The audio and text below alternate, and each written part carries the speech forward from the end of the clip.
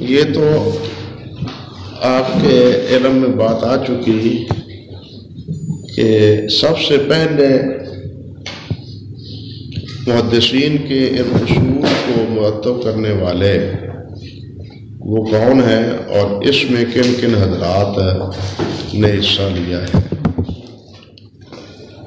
اور انہی میں سے یہ بات حضرت مصنف رحمۃ اللہ علیہ فرماتے ہیں کہ سب سے پہلے لکھنے والوں میں سے ایک کون ہے؟ قاضی ابو محمد رام غرمزی ہیں۔ یہ بھی آپ کے علم میں آ چکا ہے کہ اس عبارت میں بعض نسخوں میں اختلاف ہے، بعض نسخوں میں یا جس طرح کہ علامہ سیوطی نے ذکر کیا ہے کہ اول من صنف کے لفظ ہے کہ سب سے پہلے یہ تصنیف ہے۔ اس پر تو وہ اعتراض وارد ہوتا ہے کہ اس سے پہلے امام شافعی ہیں، امام ابن ابی حاتم ہیں، امام ابو داود ہیں، امام ترمذی ہیں، تو اس اعتراض سے بچنے کے لیے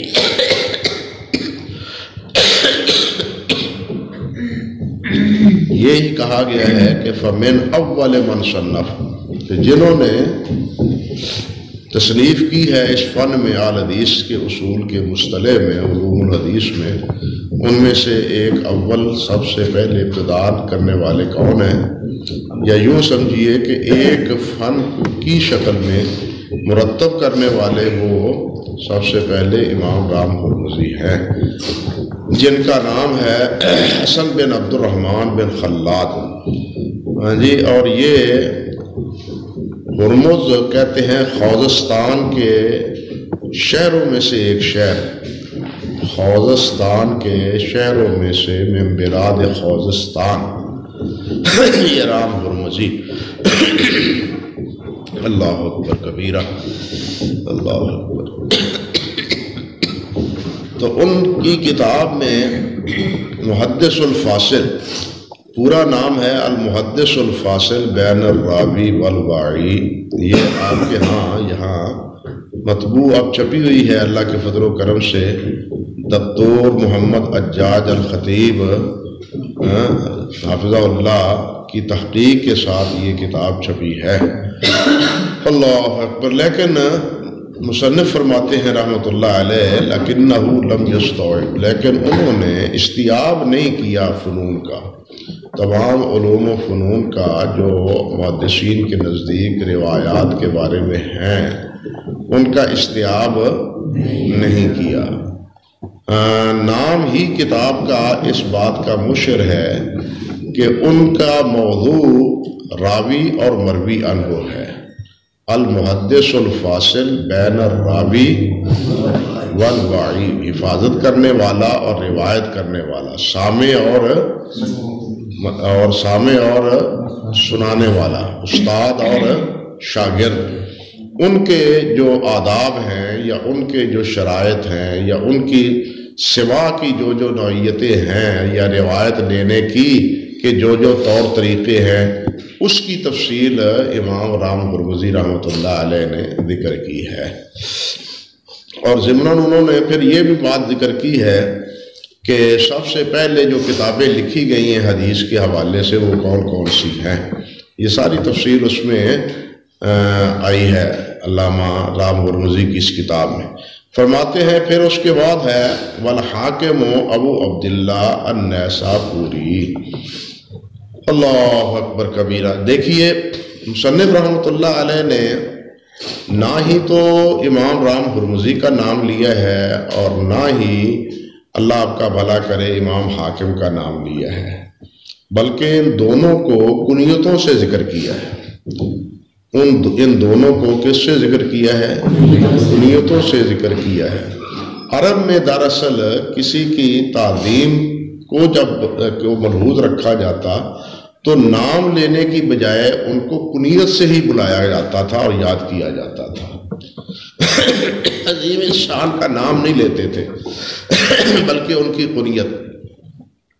یہی وجہ ہے کہ میرا خیال کوئی آپ کو راوی عرب نہیں نظر آئے گا کہ جس کی کنیت نہ ہو، جس کی کنیت نہ ہو، کوئی بہت شاذ و نادر ہی کوئی افراد ایسے ہوں گے۔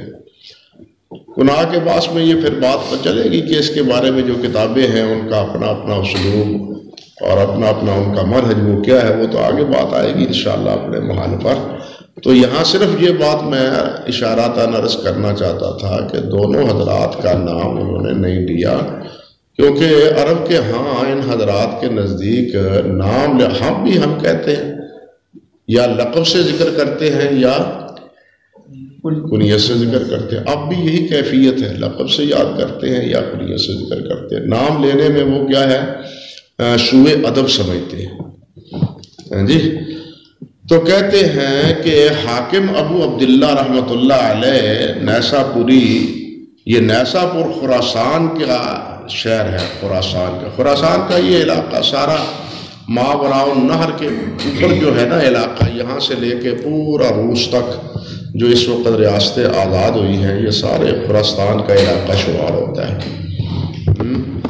تو آپ کے یہ امام ابو داود رحمۃ اللہ علیہ، بلکہ امام ابو حنیفہ رحمۃ اللہ علیہ وہ اس قابل کے ہیں، یہ قابل ہے نا آپ کا افغانستان کا، یہاں کے امام اوزائی بھی وہ بھی یہاں قابل کے ہیں، یہاں سے گئے ادھر گئے۔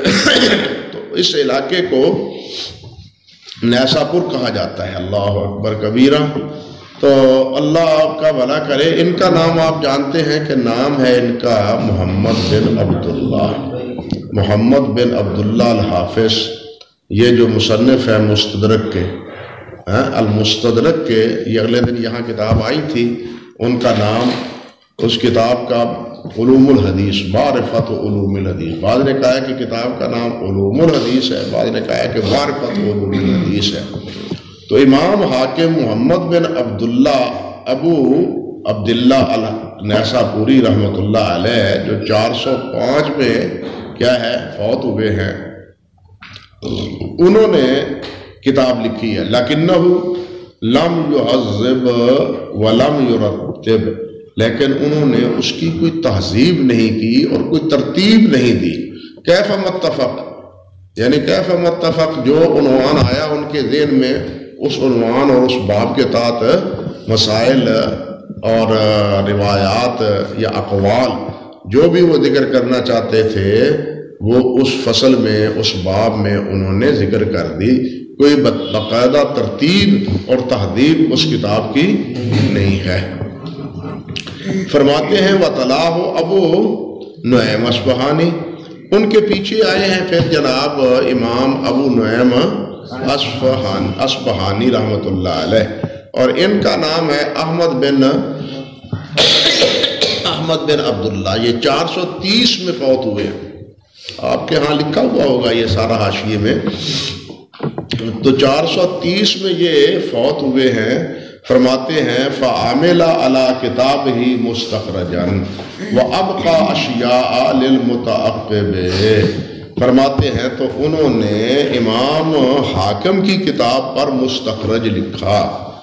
مستخرج کیا ہے یہ بات آگے بھی آئے گی، لیکن یہاں لفظ کی مناسبت سے سمجھ لینا چاہیے کہ جس کتاب کا مستخرج لکھا جاتا ہے، مصنف اپنی سند سے وہی قول یا وہی روایت اپنی سند سے ذکر کرتے ہیں، اور مصنف کی سند کے ساتھ جا کے تیسرے یا چوتھے مرحلے پر جا کے اس سے ملا دیتے ہیں۔ سمجھے یا نہیں؟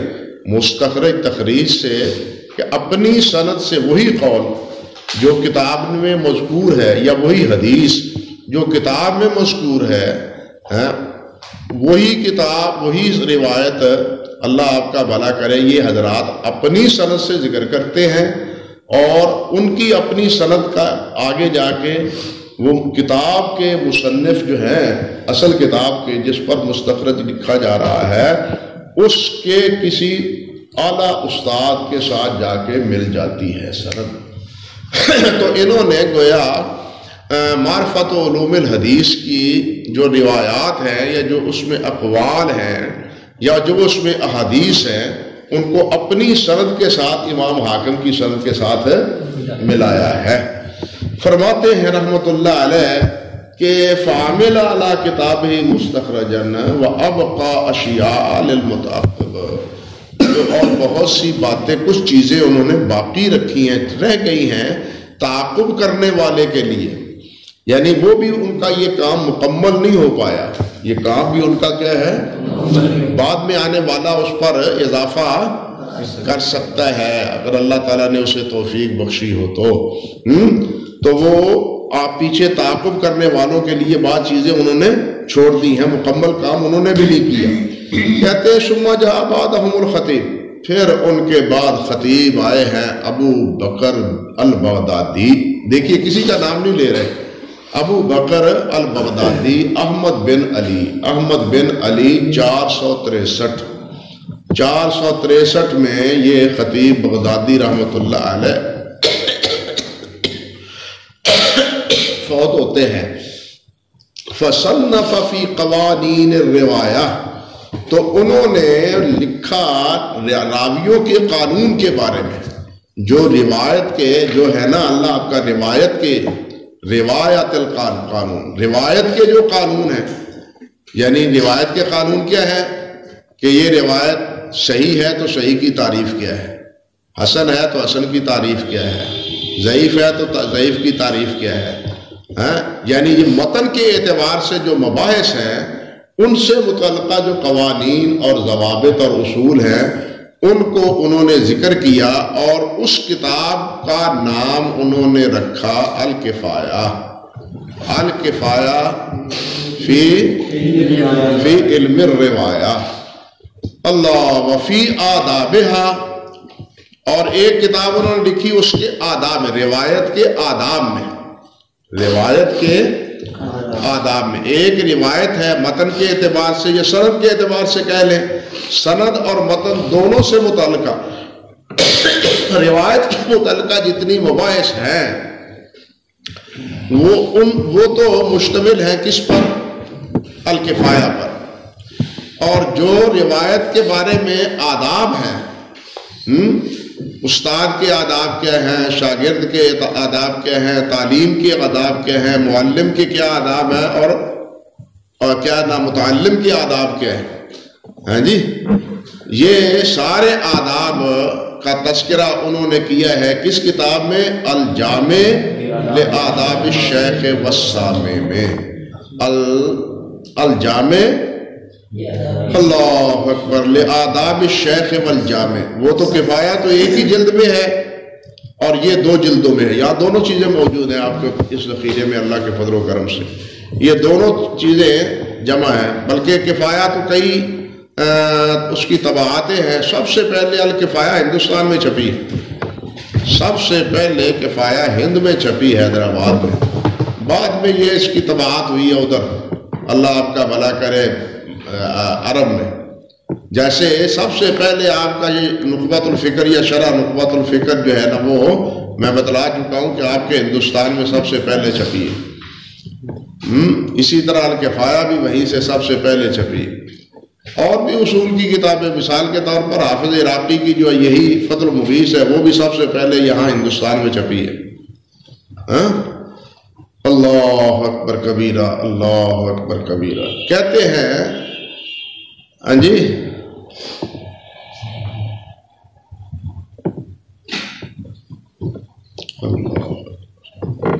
وَقَلَّ فَنٌّ مِّن فُنُونِ الْحَدِيثِ إِلَّا وَقَدْ صَنَّفَ فِيهِ كِتَابًا مُفْرَدًا۔ وَقَلَّ فَنٌّ مِّن فُنُونِ الْحَدِيثِ، حدیث کے فنون جتنے ہیں ان میں سے بہت کم فن ہیں جس کے بارے میں خطیب رحمۃ اللہ علیہ نے مفرد مستقل علیحدہ کتاب نہیں لکھی، یعنی اب جو انواع علوم الحدیث ہیں جن کا تذکرہ امام ابن الصلاح رحمۃ اللہ علیہ نے کیا ہے وہ تقریباً 65 ہے، وہ تقریباً کتنے ہیں، 65 ہے۔ حافظ سیوطی رحمۃ اللہ علیہ نے اس میں اضافہ کیا ہے، کچھ حافظ ابن حجر رحمۃ اللہ علیہ نے، اور بعد میں اضافہ کیا ہے اس میں علامہ سیوطی رحمۃ اللہ علیہ نے، تو یہ تقریباً 100 کے قریب پہنچ جاتے ہیں۔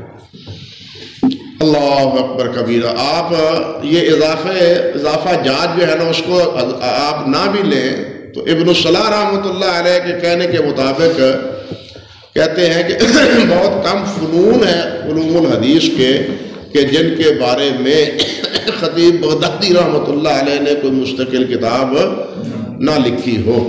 فکان کما قال الحافظ ابو بکر ابن نقطہ، کہتے ہیں تو گویا وہ اسی طرح ہے جس طرح کہ حافظ ابو بکر ابن نقطہ نے کہا ہے. یہ اللہ آپ کا بنا کرے امام معین الدین، یہ امام معین الدین ابو بکر محمد بن عبد الغنی البغدادی ابن نقطہ، ابو بکر ابن نقطہ. اللہ، ہاں جی، ابو بکر بن، ہاں ابو بکر محمد بن عبد الغنی البغدادی.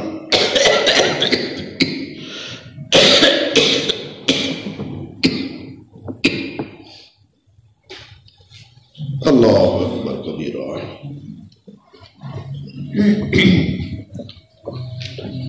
تو اسی ابن نقطہ رحمۃ اللہ علیہ نے فرمایا ہے، اللہ اکبر کبیرہ، اللہ اکبر کبیرہ، کہ کل من انصف عالما، جس نے بھی انصاف کیا ہے، بشرطے کو کوئی انصاف کرے، زیادتی نہ کرے، جس نے انصاف کیا تو وہ جانتا ہے، جانے گا کہ ان المحدثین بعد الخطیب عیال علی کتبہ، کہ خطیب کے بعد محدثین وہ کیا ہیں؟ خطیب بغدادی کے کیا ہیں؟ معتحد ہیں، عیال ہیں، آل اولاد ہیں، ان کی آل اولاد ہیں، انہی سے مستفید ہونے والے ہیں. اور یہ بات انہوں نے 2 جلدوں میں ان کی کتاب ہے ابن نقطہ کی، التقیید لمعرفت الروات والسنن والمسانید. یہ گویا ان کا ثبت ہے، یہ ان کا گویا ثبت ہے ابن نقطہ کا، 2 جلدوں میں ہے. یہاں تو میرے خیال نہیں ہے، وہ شاید ہے، مجھے یاد نہیں، میرے خیال ہمارے پاس ہے اس کا نسخہ مکمل 2 جلدیں. التقیید لمعرفت الروات والسنن والمسانید، یعنی جن جن مسانید اور سنن کا انہوں نے سماع کیا ہے نا، ان کی سندیں انہوں نے ذکر کی. ہاں جی، التقیید لمعرفت الروات والسنن والمسانید، یہ 2 جلدوں میں ہے. اور اس کی پہلی جلد کے صفحہ 170 پر یہ کلام انہوں نے ذکر کیا ہے خطیب بغدادی رحمۃ اللہ علیہ کے بارے میں. اللہ اکبر کبیرہ. اور اس میں ان کے الفاظ یہ بھی ہیں کہ وَلَهُ مُصَنَّفَاتٌ فِي عُلُومِ الْحَدِيثِ لَمْ يُسْبَقْ إِلَى مِثْلِهَا. لَهُ مُصَنَّفَاتٌ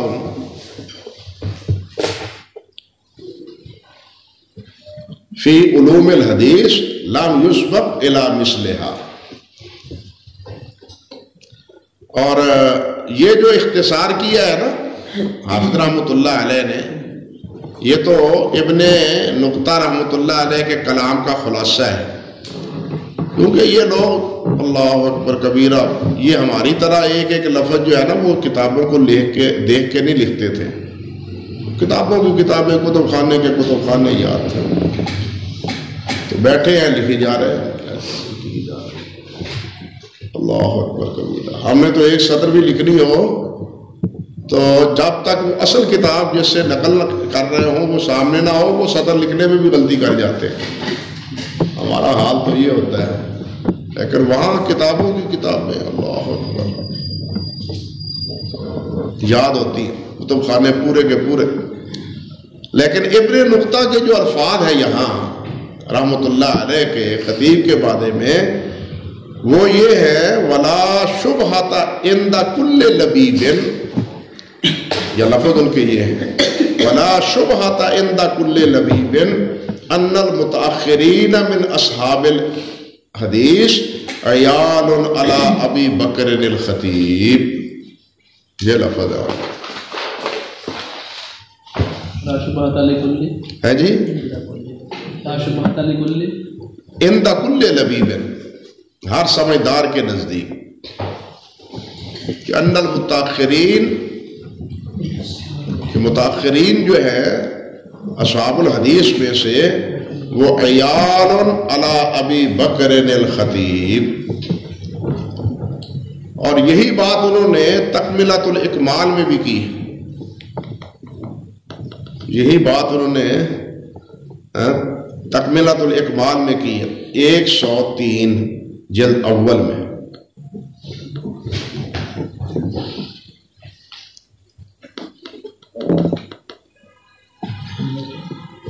اللہ اکبر، یہ جو الفاظ ہیں اس کے بعد یہ اس میں یہ ہے، اور اس میں مزید یہ تکملۃ الاکمال میں بھی ہے۔ سمجھ گئے بات ہے؟ فرماتے ہیں رحمۃ اللہ علیہ، حضرت مصنف رحمۃ اللہ علیہ کہ ثم جاء بعدہم، یہ آگے انواع آئیں گی نا علوم کی، تو ان کے ضمن میں حافظ ذکر کریں گے کہ اس میں خطیب کی کون سی کتاب ہے، خطیب کی کون سی کتاب ہے، آگے ذکر کریں گے عرفان کے بارے میں، اکثر و بیشتر ان کا اشارہ کیا ہے۔ فرماتے ہیں ثم جاء بعدہم بعض من تأخر عن الخطیب، پھر ان کے بعد کچھ آئے ہیں لوگ جو خطیب کے بعد ہیں، فأخذ من هذا العلم، تو انہوں نے اس علم کو پکڑ لیا ہے۔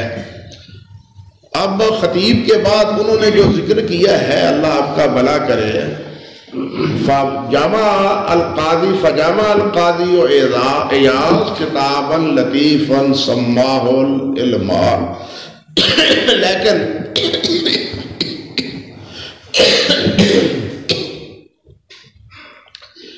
قاضی ایاز سے بھی پہلے مثال کے طور پہ حافظ ابو یعلا الخلیلی، حافظ ابو یعلا الخلیلی، ان کی کتاب ہے الارشاد فی معرفت علماء الحدیث، الارشاد، اس کی 2 طباعتیں ہیں، ایک تو 2 جلدوں میں چھپی ہے، ایک 3 جلدوں میں چھپی ہے۔ الارشاد فی معرفت علوم الحدیث، علماء الحدیث، اور یہ الارشاد کا جو ہے مطبوعہ نسخہ، اس کے بارے میں یہ بھی ہے کہ یہ اختصار ہے اصل میں ارشاد کا، مکمل نہیں، یہ ارشاد اختصار ہے، اصل جو ارشاد ہے کتاب الارشاد اس کا ایک اختصار ہے، مختصر انہوں نے اس کو دوبارہ لکھا تو مختصر طور پر۔ اور اسی طرح امام بہقی رحمۃ اللہ علیہ کی کتاب جو معرفت علوم الحدیث ہے، معرفت السنن والآثار، معرفت نہیں، معرفت السنن والآثار، امام بہقی رحمۃ اللہ علیہ کی معرفت السنن والآثار، اس کا مقدمہ، اور امام بہقی کا اسی طرح المدخل، اور امام بہقی ہی کا اسی طرح الدلائل النبوہ کا مقدمہ، اور قاضی رحمۃ اللہ علیہ سے پہلے جی اللہ آپ کا بھلا کرے ابن عبد البر کی التمہید کا مقدمہ، اور حافظ ابن حزم رحمۃ اللہ علیہ کے الاحکام،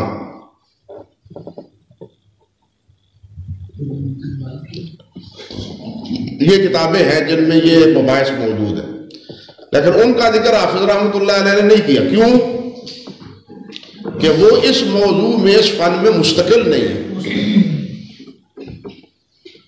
ان میں یہ مباحث ہیں علوم الحدیث سے کے حوالے سے جزون، لیکن وہ اس فن میں مستقل کتابیں نہیں ہیں۔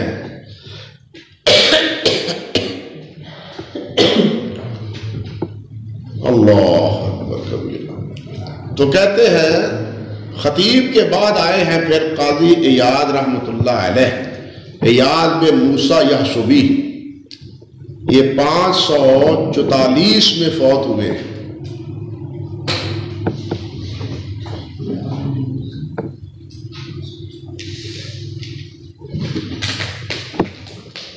اور سماہ کتاباً لطیفاً، ایک چھوٹی کتاب سماہ العلماء، جس کا نام انہوں نے علماء رکھا ہے، العلماء الی معرفت اصول الروایہ و تقیید السماع، یہ چھپی ہوئی ہے یہ کتاب، العلماء الی معرفت اصول الروایہ و تقیید السماع۔ اور یہ کتاب بھی اللہ آپ کا بھلا کرے وہ امام رام ہرمزی ہی کے مطابق روایہ کے جو ہے نا اصول راوی اور مروی ان ہو کے انہی کے ساتھ مختص، علوم الحدیث کے تمام مباحث اس میں بھی نہیں آئے۔ اس میں بھی کیا ہے، نام خود بتلاتا ہے معرفت و اصول الروایہ و تقیید السماع، روایت کرنے کے کیا اصول ہیں اور سماع کے کیا اصول ہیں، وہ بھی اسی موضوع پر ہے جو امام رام ہرمزی رحمۃ اللہ علیہ کی کتاب کا موضوع ہے، یعنی آداب تحمل اور آداب روایہ وہ ہے۔ ہاں دیکھیے نا یہ مستقل کتاب ہے، جبکہ ان کی ایک کتاب ہے اللہ آپ کا بھلا کرے اکمال المولم بفوائد مسلم، اکمال المولم بفوائد مسلم۔ آپ شرح کہتا ہوں امام نووی رحمۃ اللہ علیہ کی شرح مسلم دیکھے نا تو مقدمہ جو نووی رحمۃ اللہ علیہ نے لکھا ہے اپنا پہلا شرح سے پہلے، اور پھر آگے شرح میں جا بجا کہتے ہیں قال القاضی، قال القاضی۔ یہ جو قاضی قال القاضی ہے نا یہ اسی مقدمے سے ماخوذ ہے، اکمال المولم سے۔ تو اس مقدمے جو ہے نا مقدمہ اصل میں کہ اکمال ہے اس کا مقدمہ ہے، مقدمے میں بھی قاضی ایاض نے روایات کے بارے میں کچھ اصول ذکر کیے ہیں، لیکن چونکہ یہ مستقل نہیں ہے اس لیے حافظ نے اس کا ذکر نہیں کیا، اس کتاب کا العلماء کا ذکر کیا ہے جو مستقل ہے ایک فن۔ سمجھائی بات بھائی؟ اللہ اکبر کبیرہ۔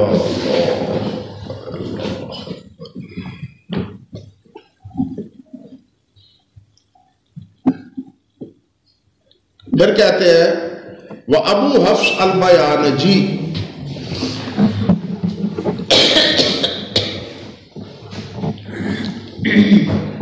یہ المیانجی میاں جی نہیں، ہاں وہ جیسے آپ کو بتلایا تھا نا سنن نسائی سنی سنائی، یہ سنی سنائی کی طرح میان جی میاں جی نہ پڑھے سمجھے۔ یہ میان جی کے بارے میں دو قول ہیں، ایک نے بعد نے میان جی کہا ہے، بعد نے میان شی کہا ہے۔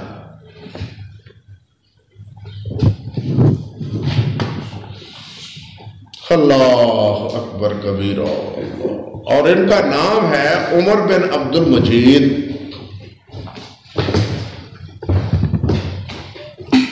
عمر بن عبد العزیز عبد المجید بن عمر المیانشی ویقال له المیانجی۔ انہوں نے شد لگائی تھی میان جی، میان نہیں ہے میان جی، ٹھیک ہے۔ اللہ اکبر، میان جی۔ پھر اس میں ہے کہ یہ میانہ کون ہے، میانش کون سا ہے، یہ بھی تفصیل موجود ہے کتابوں میں۔ یہ آپ کا ہے نا موجم البلدان، سمجھے، موجم البلدان ہے آپ کے پاس، اس سے پتہ چل جاتا ہے موجم البلدان سے کہ یہ میانج ہے، میانش ہے، میانش ہے تو کہاں ہے، میانج ہے تو کہاں ہے۔ شارحین اس بارے میں مختلف، بعض میانش کہتے ہیں، بعض میانج کہتے ہیں، میانج کہتے ہیں۔ اور ان کا تفصیلی ترجمہ تو العقد السمین، عقد السمین میں جو اخبار مکہ پر لکھی ہے نا اس میں اخبار مکہ، العبر میں بھی ہے لیکن اس میں زیادہ ہے، شذرات الذہب میں بھی ہے، حضرت نواب صاحب نے اطحاف النبلاء میں بھی اس کا ذکر کیا ہے۔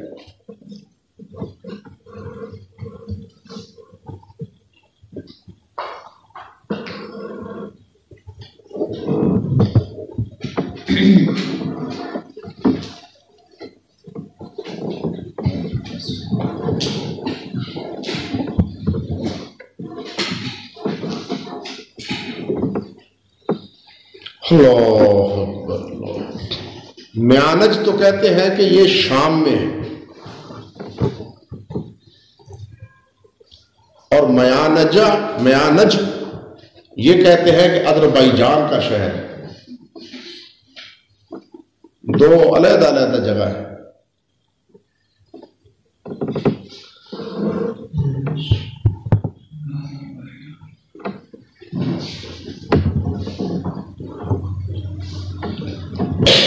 علامہ مناوی نے تو یہاں تک کہا ہے کہ میانج بلدۃ من اذربائیجان وہو غلط فإن فیہ میانہ لا میانج۔ یہ کہا ہے علامہ مناوی نے، شرح مقبہ کی ان کی کتاب ہے الیواقیت والدرر۔ اللہ اکبر کبیرہ۔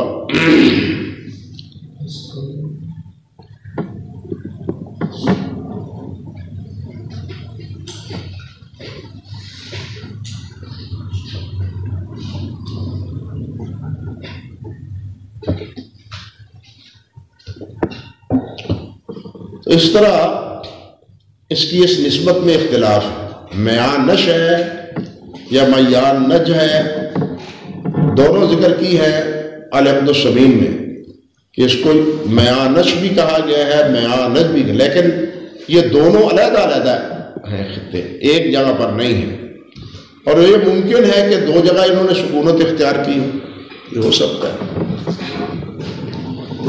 تو کہتے ہیں وابو حفص المیانجی جزءً سماہ ما لا یسع المحدث جہلہ، کہ جس سے محدث جو ہے نا وہ بے خبر رہنا نہیں رہ سکتا۔ ان کی وفات اللہ آپ کا بھلا کرے، یہ فوت ہوئے ہیں امام میانجی 581۔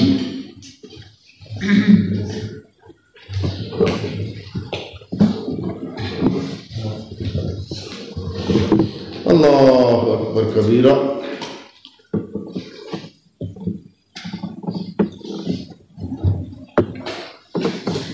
اب خطیب بغدادی حافظ ابن حجر رحمۃ اللہ علیہ نے اس کتاب کا تعارف کروایا ہے، یعنی حتیٰ کہ بعد میں تو یہ کہا ہے کہ اگر حافظ ابن حجر اس کا کتاب کا تعارف نہ کرواتے تو اس کا کہیں نام ہی نہ ہوتا۔ یہ رسالہ صرف 7-8 صفحے پر مشتمل ہے، صرف 7-8 صفحے پر مشتمل ہے، اور اس میں کچھ باتیں ایسی بھی ہیں جو درست نہیں ہیں، آگے آئے گی بات، یہ درست نہیں ہے۔ حتیٰ کہ یہ شیخ محمود طحان ہے نا، محمود طحان، انہوں نے تو یہ کہا ہے کہ یہ کتاب کا نام مالا یسع المحدث و جہلہ نہیں چاہیے، بلکہ چاہیے ما یسع المحدث و جہلہ، ہاں، کہ محدث اگر اس سے بے خبر رہے تو اس کی وسعت ہے، گنجائش ہے، کوئی فرق نہیں پڑتا اس کے معلوم ہو جانے سے، اس کو پڑھنے سے کوئی جوہری اضافہ نہیں ہوتا۔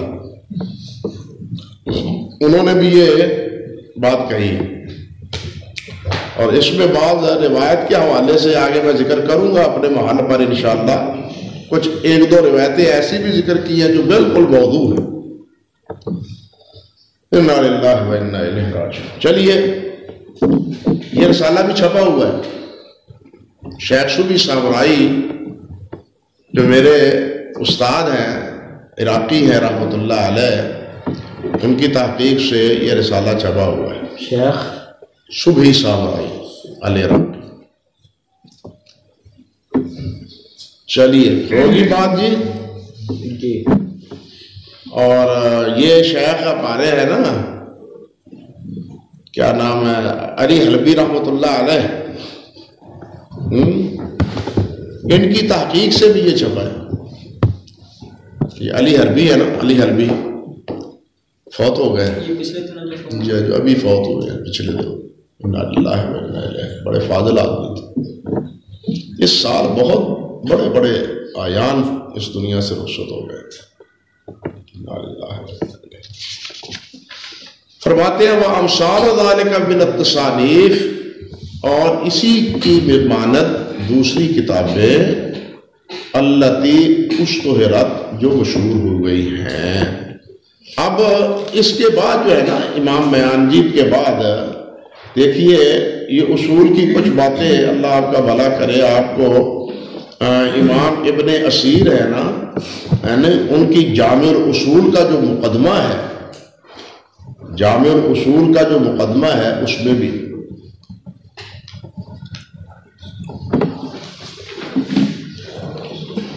اللہ اکبر کبیرہ کہتے ہیں، اللہ آپ کا بھلا کرے. وَأَمْثَالُ ذَلِكَ مِنَ التَّصَانِيفِ الَّتِي اشْتُهِرَتْ جو مشہور ہو گئی ہیں، وَبُسِطَتْ اور بڑی مفصل ہے. لِيَتَوَفَّرَ عِلْمُهَا تاکہ بہت زیادہ ہو ان اصولوں کا، ان فنون کا علم. وَاخْتُصِرَتْ اور اختصار بھی بہت ہوا ہے. لِيَتَيَسَّرَ فَهْمُهَا تاکہ اس کا فہم آسان ہو. اسی لیے علماء کہتے ہیں کہ ہر فن کا جو مختصر ہے رسالہ اس کو یاد ہونا چاہیے، تاکہ وہ یاد ہو تو گویا اس فن کے مبادی جو ہیں، یا کہنا چاہیے کہ بنیادی اصول جو ہیں یا الفاظ ہیں، اصطلاحات ہیں، وہ ذہن میں رہ جاتی ہیں.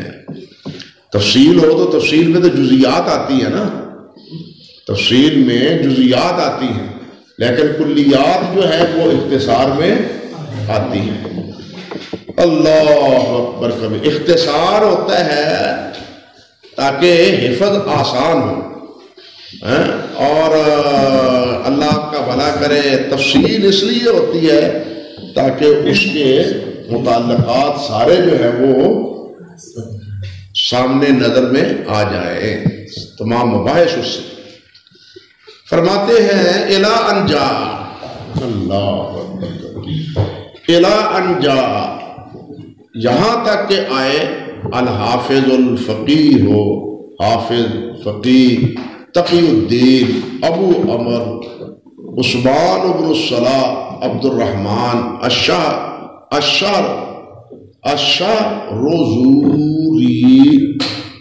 شاہ روزوری ہاں جی نزیل و دمشق فجامع لما والی تدریس الحدیث بالمدرسۃ الاشرفیہ کتابہ المشہور.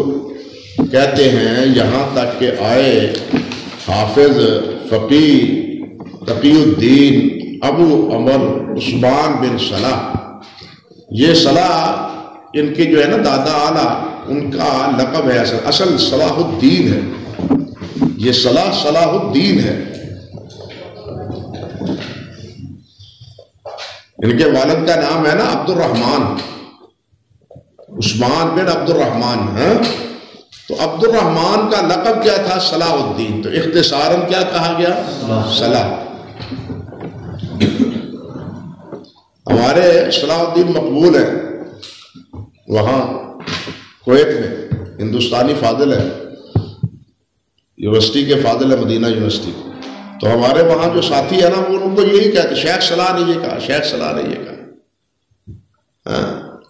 تو جیسے یہ ایک اختصار ہو جاتا ہے، اسی طرح حافظ رحمۃ اللہ علیہ نے بھی ان کے جو والد صاحب تھے ان کا جو لقب تھا صلاح الدین، اس کا اختصار کیا ہے عثمان بن صلاح عبد الرحمن. سمجھ گئے بھائی؟ اللہ اکبر کبیر. اور وہ کیا ہے؟ الشاہ رزوری. زور اصل میں یہ کیا ہے؟ یہ شہر ہے موصل اور ہمدان کے درمیان، جس کو زور بن ضحاک نے بنایا تھا. زور بن ضحاک نے اس شہر کی بنیاد رکھی تھی، تو اسی بنا پر یہ شہر زوری، اسی وجہ سے اس کا نام ہی کیا پڑ گیا؟ شہر زوری۔ زور نے یہ بنایا، زور بن ضحاک۔ اللہ اکبر کبیرہ، اللہ اکبر کبیرہ۔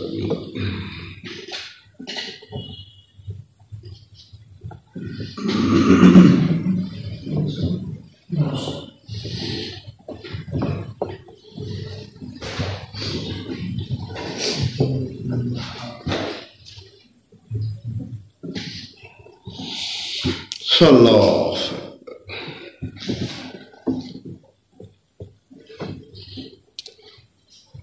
سمجھے بھائی؟ اللہ کہتے ہیں نزیل و دمشق، یہ شہر زور کو چھوڑ کے کہاں آ گئے تھے؟ دمشق۔ دمشق نہیں لفظ، یہ دمشق نہیں، دمشق۔ فجمع، تو انہوں نے جمع کیا، لما والی تدریس الحدیث، جب وہ والی بنے حدیث کی تدریس کے، بالمدرسۃ الاشرفیہ، مدرسہ اشرفیہ میں، لاہور کا نہیں، جامعہ اشرفیہ، یہ کہاں؟ دمشق۔ اللہ اکبر کبیرہ، اللہ۔ اصل میں کہتے ہیں اس کے بارے میں یہ بھی تفصیل کچھ آئی ہے کہ یہ اصل میں گھر تھا امیر صارم الدین قاغاز بن عبداللہ کا، قاغاز بن عبداللہ کا یہ گھر تھا۔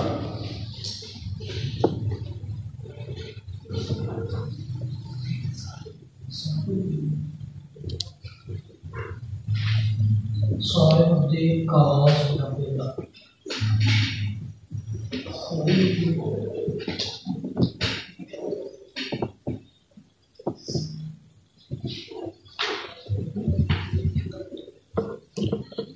628 میں ملک الاشرف مظفر الدین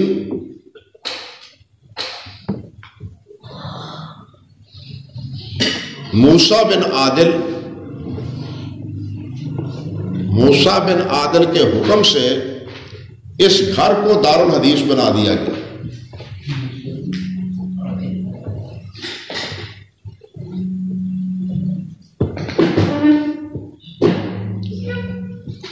اور وہاں امام ابن صلاح رحمۃ اللہ علیہ کو استاد مقرر کیا۔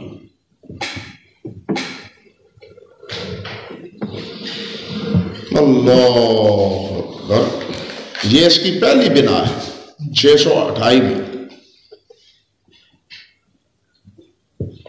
اور اس کی دوسری بنیاد جو رکھی گئی ہے وہ 634 میں۔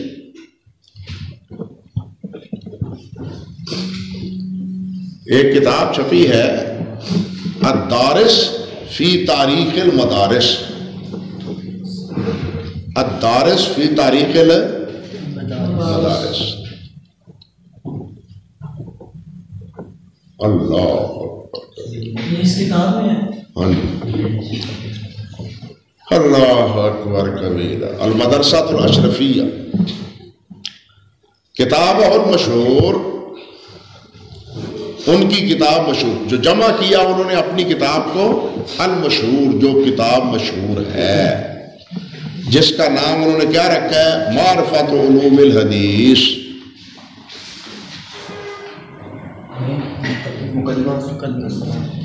ہاں جی، کتاب بہت مشہور، اس کا نام کیا رکھا ہے؟ دو نام ہیں ان کے، ایک تو مقدمہ، ایک معرفت علوم الحدیث، اور بعد نے کہا ہے صرف علوم الحدیث۔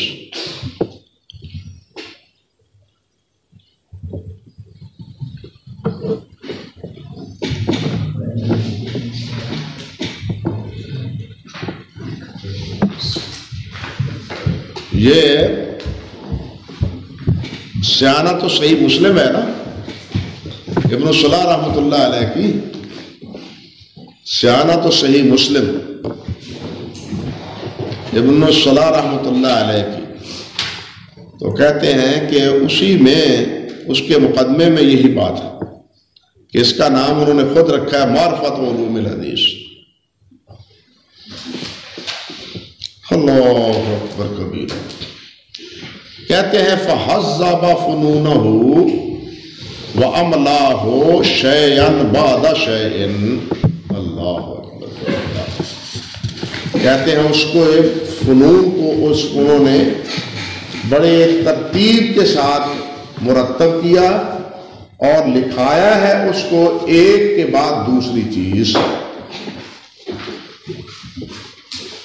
اللہ اکبر۔ یہ اشارہ ہے اس بات میں کہ حافظ ابن الصلاح رحمۃ اللہ علیہ نے یہ کتاب لکھی نہیں بلکہ املا کروائی، بلکہ کیا کی ہے؟ لکھوائی۔ بولتے جا رہے ہیں سارے علوم، اب آپ اندازہ کر لیں سارے فنون جو مباحث ہیں وہ سب یاد ہیں اور لکھوائی جا رہے ہیں، لکھنے والے لکھ رہے ہیں۔ اللہ اکبر۔ ہمیں سامنے کتاب رکھ کے نہیں جو آتی ہے، ہمارا حال یتیمی کا یہ ہے۔ اللہ اکبر۔ تو حال کتابت میں، کتابت کے دوران بقائی نے لکھا ہے کہ بہت سارے لوگوں نے، ان کے تلامذہ نے جتنے ان کے پاس پڑھتے تھے انہوں نے جمع کیا، لکھا۔ انہوں نے خود اپنے آپ پر جو ہے نا نہیں کچھ لکھا، طالب علموں نے لکھا، اور وہی پھر آگے اس کے نسخے جو ہے نا اس میں کچھ بعد میں اختلاف بھی ہوا۔ یہ تفصیل تھوڑی سی ذکر کی ہے کشف الظنون میں۔ کشف الظنون میں حاجی خلیفہ نے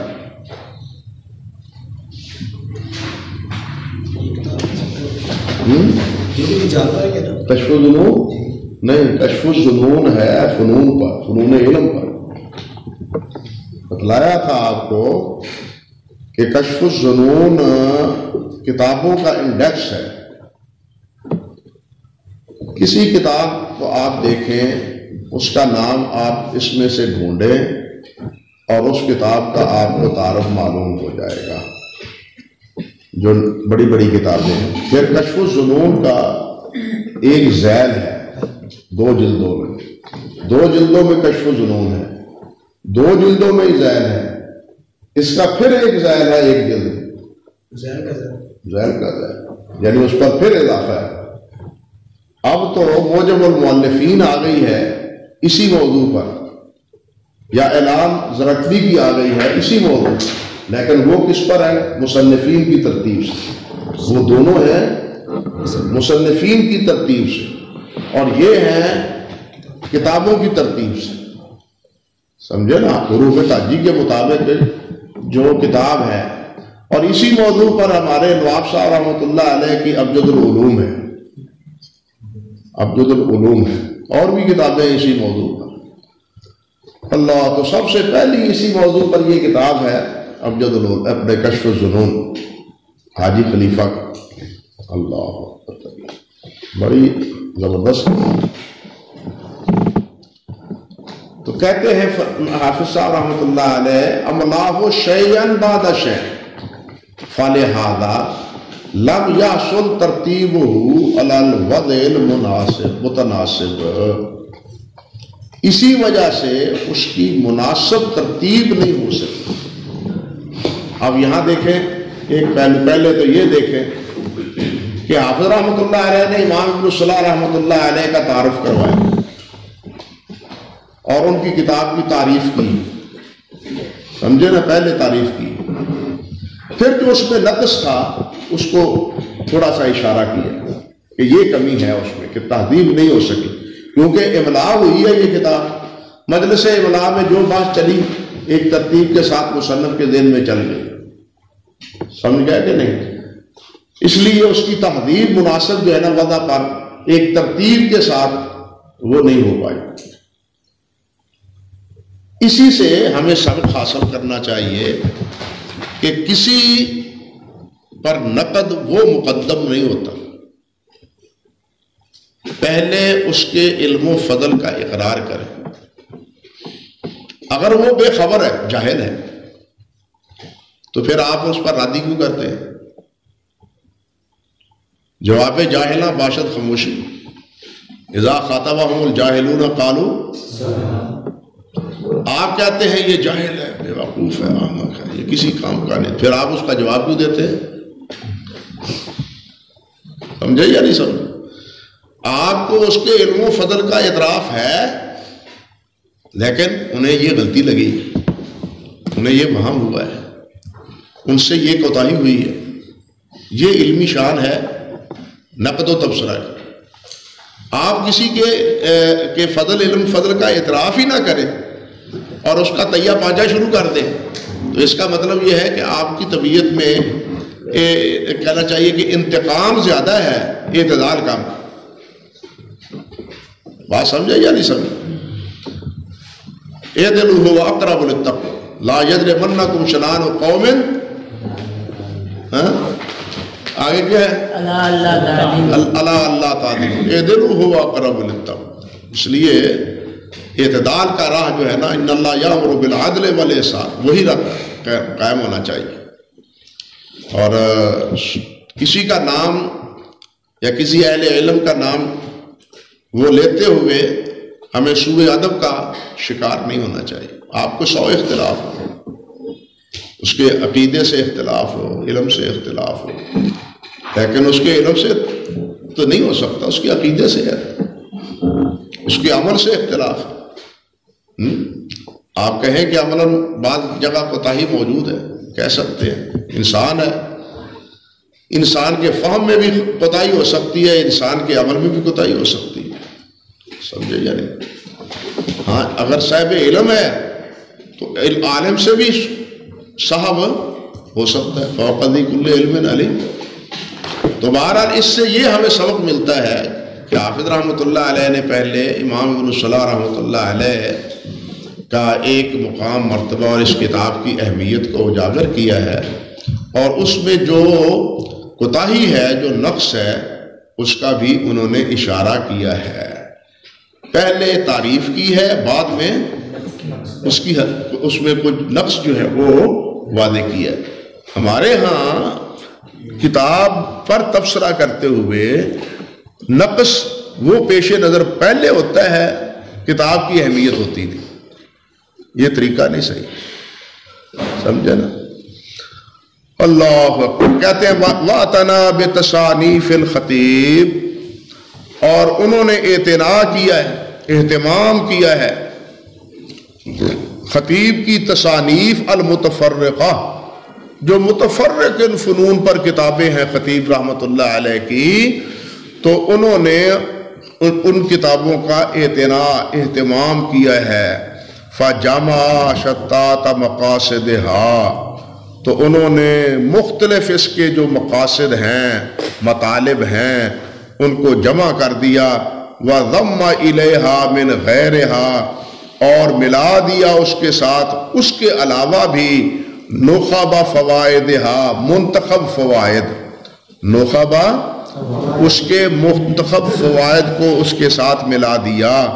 فَاجْتَمَعَ فِي كِتَابِهِ مَا تَفَرَّقَ فِي غَيْرِهِ، تو ان کی کتاب میں ایک جمع ہو گئی وہ باتیں جو دوسری کتابوں میں کیا تھیں، متفرق طور پر علیحدہ علیحدہ تھیں. کہتے ہیں فَلِهَذَا، اسی وجہ سے عَقَفَ النَّاسُ، لوگ وہ کٹھے ہو گئے. وقوف تو اصل میں کہتے ہیں نا، بڑے اہتمام کے ساتھ 2 زانو یا 4 زانو ہو کے بیٹھ جانا. ہمارے ہاں یہ ایک بات آئی ہے، لفظ میرے زبان سے نکلا ہے، اللہ اکبر کبیرہ. اللہ، ہم اساتذہ کی مجلس میں بیٹھتے ہیں نا، سبق پڑھتے ہیں. آپ کسی جامعہ میں جا نکلیں، کسی مدرسے میں جا نکلیں، اعلی حدیث مدرسے، سب طالب علم جو ہے نا، استاد کی طرح 4 زانو بیٹھا ہے. آپ کسی حنفی مدرسے میں یہ جسارت نہیں دیکھیں گے، وہ 2 زانو بیٹھتے ہیں، وہ 2 زانو بیٹھتے ہیں. حدیث جبرائیل میں کیا ہے؟ 4 ہے کہ 2؟ یعلمکم دینکم کیا ہے؟ دین بتلایا ہے نا. تو دین تو یہ 2 جانو ہیں. ہم ٹھیکیدار ہیں آل حدیث کے، حدیث پر عمل کرنے کے. لیکن طالب علم جو ہے اس کی ابتدا ہی کیا ہے؟ وہ غلط ہے. اب استاد صاحب سمجھائیں گے ان کو جب ان کو آپ سمجھ نہیں آتی. طالب علم کو استاد کیا سمجھائیں جب طالب علم کو خود سمجھ نہ آئے کہ یہ ادب طالب علم کا کیا ہے، یہ بیٹھنے کے انداز کیا ہے. سمجھے یا نہیں سمجھے؟ نبی صلی اللہ علیہ وسلم کے سامنے جبرائیل امین بیٹھے ہی تھے نا. کیسے بیٹھے تھے؟ 2 زانو ہو کے بیٹھے تھے. اللہ اکبر کبیرہ. لیکن ہم آل حدیث کے مدارس میں یہ کیفیت نہیں. ساڈے گوڈے جو پہلو ہی پانی پی جاتا ہے، بڑھیا ہوں تو ہی پہلو. یا ایسے بیٹھے یا ایسے بیٹھے، 2 زانو ہو کے بیٹھے. یہ طریقہ ہے. ہاں تو بات تو تھی عقف الناس، وقوف، اعتقاف، جمع بیانا، جمع ہوئے بیٹھنا. تو یہ کرسیوں پر جو بیٹھنا ہے نا معذرت کے ساتھ، ایک تو یہ ہمارے گھٹنوں کی بیماری موجود ہے، دوسرا یہ نقالی ہے کالجوں کی. ہمارے مدارس میں یہ نہیں ہونا چاہیے. ہمارے مدارس میں یہ نہیں ہونا چاہیے. پھر ہمارے مدارس میں کالجوں کی